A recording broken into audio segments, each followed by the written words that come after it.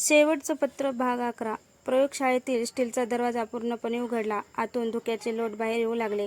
त्या अंधारातून एक उंच व्यक्ती शांतपणे पुढे आली. काळा सूट, हातात चांदीची काठी आणि चेहऱ्यावर कोणताही भाव नव्हता.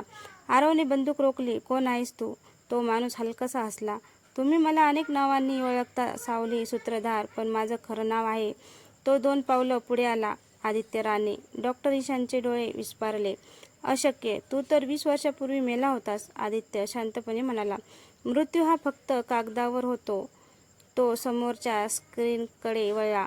एका बटणावर क्लिक करताच शेकडो फाईल्स स्क्रीनवर झळकल्या. प्रत्येक फाईलवर एकच शब्द लिहिला होता, "या प्रकल्पाचा निर्माता मी आहे." तो पुढे म्हणाला, "सरकार, गुप्तचर संस्था, देवराज, अर्जुन, नंदिनी, सगळे माझ्या खेळातील मोहरे होते." रुद्र संतापाने पुढे सरसावला. "मग अर्जुनने तुला कधी थांबवलं नाही?" आदित्यच्या चेहऱ्यावर पहिल्यांदाच वेदना उमटली. "कारण अर्जुन माझा मुलगा आहे." संपूर्ण हॉलमध्ये शांतता पसरली. आरवच्या तोंडून शब्दच फुटेनात. "काय?" अर्जुनने मान खाली घातली. "हो, मी अनेक वर्षे त्याला थांबवण्याचा प्रयत्न करत होतो. म्हणूनच मी स्वतःला मृत घोषित केलं." तेवढ्यात आदित्यने खिशातून एक पांढरा लिफाफा बाहेर काढला. त्यावर लिहिलं होतं, "शेवटचं पत्र." "हेच ते खरं पत्र," तो म्हणाला. "यामध्ये या संपूर्ण प्रकल्पाचं सत्य आहे." आरव पुढे झाला. "मग वाच." आदित्यने पत्र उघडलं, पण त्याने वाचायला सुरुवात करणार इतक्यात धाड गोळीचा आवाज आला. सगळे दचकले. गोळी आदित्यला लागली नव्हती. ती डॉक्टर ईशान यांनी झाडली होती. सगळे त्याच्याकडे पाहू लागले. डॉक्टर ईशानच्या चेहऱ्यावरचं शांत हास्य गायब झालं होतं. ते थंड आवाजात म्हणाले, "पुरे झालं आदित्य. आता सत्य मी सांगणार." आदित्य त्याच्याकडे पाहून फक्त हसला. "उशीर झाला ईशान." तेवढ्यात डॉक्टर ईशान यांनी स्वतःच्या गळ्यातलं ओळखपत्र काढून खाली फेकलं. त्यामागे तेच जुनं चिन्ह दिसलं. माया मागे सरकली. "नाही रुद्र, नाही." रुद्र कुजबुजला. "म्हणजे?" डॉक्टर ईशान शांतपणे म्हणाले. "प्रोजेक्ट पुनर्जन्माचा खरा निर्माता आदित्य नाही, मी आहे." त्या एका वाक्याने आरव, सई, रुद्र, अर्जुन आणि नंदिनी सगळ्याच्याच आयुष्याचा पाया हादरला. प्रयोगशाळेत अमृत शांतता पसरली होती. डॉक्टर ईशान त्याच्या हातात बंदूक होती. डॉक्टर ईशान यांच्या हातात बंदूक होती. आदित्य राणे समोर उभा होता. आरव, सई, रुद्र, अर्जुन, नंदिनी आणि माया सगळेच अवाक झाले होते. काही क्षण कुणीच काही बोललं नाही. शेवटी आदित्य हसला. "ईशान, अखेर तुझा खरा चेहरा सगळ्यांसमोर आलाच." डॉक्टर ईशान यांनी शांतपणे बंदूक खाली केली. "चेहरा नाही आदित्य, सत्य." ते हळूहळू आरवकडे वळले. "तुम्हाला वाटत होतं की प्रोजेक्ट पुनर्जन्म हा फक्त मृत लोकांना नवीन ओळख देणारा प्रकल्प होता." आरव म्हणाला. "हो." "नाही का?" ईशान हसले. "नाही. हा प्रकल्प माणसाचं आयुष्य बदलण्यासाठी नव्हता, तर त्याच्या आठवणी बदलण्यासाठी होता." हे ऐकताच रुद्रच्या अंगावर काटा आला. "आठवणी?" "हो." ईशान पुढे म्हणाले. "जगातील सर्वात मोठी शक्ती कोणती आहे माहीत आहे? पैसा, सत्ता, हत्यार." ते स्वतःच म्हणाले. "नाही, माणसाची स्मृती. ज्याच्या आठवणीवर नियंत्रण मिळवलं, त्याचं संपूर्ण आयुष्य नियंत्रित करता येतं." सईच्या हातातून पाण्याचा ग्लास खाली पडला. "म्हणजे?" ईशानने प्रयोगशाळेतील सर्व स्क्रीन सुरू केल्या. प्रत्येक स्क्रीनवर वेगवेगळ्या लोकांचे फोटो दिसू लागले. त्यात देवराज, अर्जुन, माया, नंदिनी, रुद्र आणि आरव. आरव दचकला. "माझा फोटो इथे का आहे?" ईशान गंभीर झाले. "कारण तू सुद्धा या प्रकल्पाचा भाग होतास." "खोटं." आरव ओरडला. "माझ्यावर कधीच प्रयोग झाले नाहीत." ईशानने एक फाईल उघडली. त्यावर लिहिलं होतं. आरवच्या पायाखालची जमीन सरकली. त्यात त्याच्या बालपणाचे फोटो होते. त्याला कधीच आठवत नव्हते असे फोटो. एका फोटोमध्ये लहानगा आरव अर्जुनचा हात धरून उभा होता. आरवने अर्जुनकडे पाहिलं. "दादा?" अर्जुनच्या डोळ्यात पाणी आलं. "हो आरव, तू मला पहिल्यापासून ओळखत होतास, पण तुझ्या आठवणी पुसल्या गेल्या होत्या." आरव काही क्षण बोलूच शकला नाही. त्याच्या डोक्यात तीव्र वेदना सुरू झाली. अचानक त्याच्या डोळ्यासमोर चित्र चमकू लागली. लहानपणीचा एक बंगला, आईचा हसरा चेहरा, अर्जुन त्याला सायकल शिकवत होता, रुद्र त्यांच्या घरी येत होता आणि एक पांढरा कोट घातलेला माणूस, डॉक्टर ईशान. "नाही."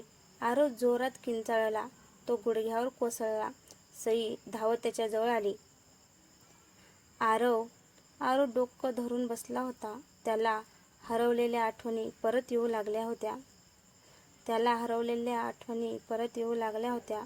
डॉक्टर ईशान हळू आवाजात म्हणाले, हो, तुझ्या आठवणी मीच पुसल्या होत्या. कारण तू त्या रात्री सर्व काही पाहिलं होतंस. कुठली रात्र? आरवने रागाने विचारलं. ईशान काही क्षण शांत राहिले. मग त्यांनी प्रयोगशाळेतील सर्वात मोठा स्क्रीन सुरू केला. त्यावर 15 वर्षापूर्वीचा CCTV व्हिडिओ दिसू लागला. एका प्रयोगशाळेत आगीचा भडका उडाला होता. लोक जीव वाचवण्यासाठी धावत होते आणि त्या गोंधळात एक छोटा मुलगा एका खोलीत लपला होता. तो मुलगा आरव होता. त्याने स्वतःच्या डोळ्यांनी पाहिलं, डॉक्टर ईशान एका वैज्ञानिकावर गोळी झाडत होते. तो वैज्ञानिक खाली पडताना त्याच्या हातातलं एक पत्र आरवच्या पायाजवळ पडलं होतं. तेच शेवटचं पत्र. आरवच्या डोळ्यातून अश्रू वाहू लागले. म्हणूनच तुझी आम्ही सर्व आठवणी पुसल्या. ईशानने मान हलवली. हो, कारण त्या रात्रीचा एकमेव साक्षीदार तू होतास.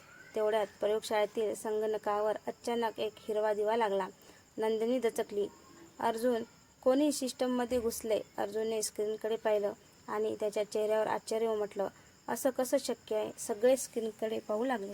स्क्रीनवर फक्त एकच वाक्य झळकत होतं. जर तुम्ही हे पाहत असाल तर मी जिवंत आहे. खाली नाव दिसलं, देवराज. संपूर्ण प्रयोगशाळा हादरली. रुद्र कुजबुजला. असं होऊच शकत नाही. तेवढ्यात प्रयोगशाळेचा मुख्य दरवाजा हळूहळू उघडू लागला आणि बाहेरून बुटांच्या आवाजाने संपूर्ण हॉल दणाणून गेला. धप धप धप. आत कोण येत होतं? पुढील भागात देवराज खरंच जिवंत आहे का याचा थरारक खुलासा होईल. धप धप धप. प्रयोगशाळेच्या मुख्य दरवाजातून बुटांचा आवाज जवळ येत होता. सगळ्यांच्या नजरा त्या दरवाजाकडे खिळल्या होत्या. आरवने बंदूक घट्ट पकडलेली होती. सई त्यांच्या खांद्याला खांदा लावून उभी होती. रुद्र आणि अर्जुन सज्ज होते. डॉक्टर ईशान मात्र शांतपणे हसत होते. दार पूर्णपणे उघडलेलं होतं आणि आत आला एक काळा हुड्डी घातलेला माणूस. त्याचा चेहरा पूर्ण झाकलेला होता. तो काही न बोलता सरळ प्रयोगशाळेच्या मध्यभागी येऊन थांबला होता. त्याने खिशातून एक छोटंसं इलेक्ट्रॉनिक उपकरण काढलं. बीप. क्षणात प्रयोगशाळेतील सर्व स्क्रीन सुरू झाल्या. एका स्क्रीनवर पुन्हा तोच संदेश दिसला, मी परत आलो आहे. खाली एकच नाव होतं, देवराज. देवराज नाही, माया 2 पावलं मागे सरकली. ब्लॅकबोर्डमध्ये मी स्वतः त्याचा शेवट पाहिला होता. हुडी घातलेल्या माणसाने हळूहळू आपला चेहरा उघडला. सगळ्यांचा श्वास थांबला. तो देवराज नव्हता. आरवने आश्चर्याने विचारले, मग तू कोण? तो माणूस हलकासा हसला. माझं नाव विराज, देवराजचा जुळा भाऊ. प्रयोगशाळेत पुन्हा शांतता पसरली. सईच्या तोंडून शब्दच फुटले नाहीत. जुळा भाऊ? डॉक्टर ईशान मात्र आश्चर्यचकित झाले नाहीत. तू येशील याची मला कल्पना होती. विराजने त्यांच्याकडे पाहून टाळ्या वाजवल्या. वा डॉक्टर, आजही तुमचं गणित चुकत नाहीये. विराजने रिमोटवरील एक बटन दाबलं. संपूर्ण प्रयोगशाळेच्या भिंतीवर लपलेले गुप्त कप्पे उघडले. त्यातून डझनभर शस्त्रधारी सैनिक बाहेर आले. त्यांच्या गणवेशावर तेच चिन्ह होतं. आरव ओरडला, कव्हर घ्या. क्षणात भीषण गोळीबार सुरू झाला. धाड धाड धाड. काचा फुटल्या. यंत्रणा उडू लागल्या. सईने एका सैनिकाला निशस्त्र केलं. रुद्रने अचूक नेम साधत 3 सैनिकांना खाली पाडलं. अर्जुन थेट विराजकडे धावला. दोघांमध्ये जबरदस्त हातापाई सुरू झाली. दरम्यान आरव डॉक्टर ईशानच्या ऑफिसमध्ये शिरला. तिथे एक मोठा संगणक सुरू होता. स्क्रीनवर हजारो गुप्त फाईल दिसत होत्या. त्याच्या नजरेस एक फोल्डर पडला. आरवच्या छातीत धडधड वाढली. हेच ती फाईल. उघडणार तितक्यात संगणकाने पासपोर्ट मागितला. तो विचारात पडला. तेवढ्यात त्याला अर्जुनची एक ओळ आठवली. उत्तर नेहमी आठवणीत नसतं. आरवने डोळे मिटले. त्याच्या बालपणीच्या आठवणी पुन्हा डोळ्यासमोर आल्या. आई त्याला झोपवताना नेहमी म्हणायची, सत्य कधी मरत नाही. आरवने टाईप केलं.